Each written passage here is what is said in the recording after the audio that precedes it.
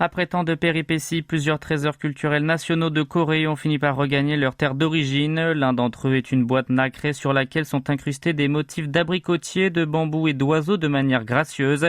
Une perle rare qui retrouve le patrimoine culturel du pays du matin clair. Une porcelaine blanche de forme cylindrique enduite de pigments de cuivre a également été rapatriée. La marque du collectionneur américain qui en était le propriétaire est toujours présente sur sa partie inférieure. Un album appelé Yeolsangopil, rassemblant des calligraphies des rois de la dynastie Joseon, rentre lui aussi à la maison.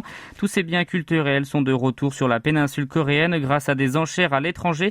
Au total, une quarantaine ont été rassemblés jusqu'à aujourd'hui.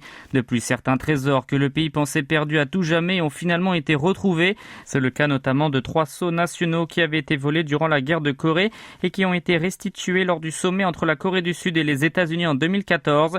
Un livre de bambou sur l'épouse du prince héritier annoncé comme brûlé lors de l'expédition française en Corée a lui aussi été récupéré. Il avait été en fait pillé par l'armée française. Selon Kang Im-san de la Fondation du patrimoine culturel de Corée à l'étranger, ces biens culturels tombés dans la sphère privée ont pu rejoindre leur terre d'origine via des enchères à l'étranger.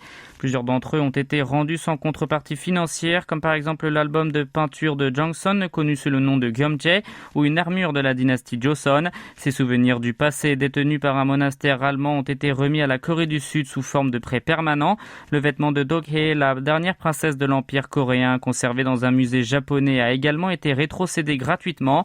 Le pays a ainsi accueilli 780 biens culturels ces 10 dernières années grâce au personnel de la fondation qui ont traversé les 4 coins du monde. La distance totale parcourue correspond à 160 tours de la Terre.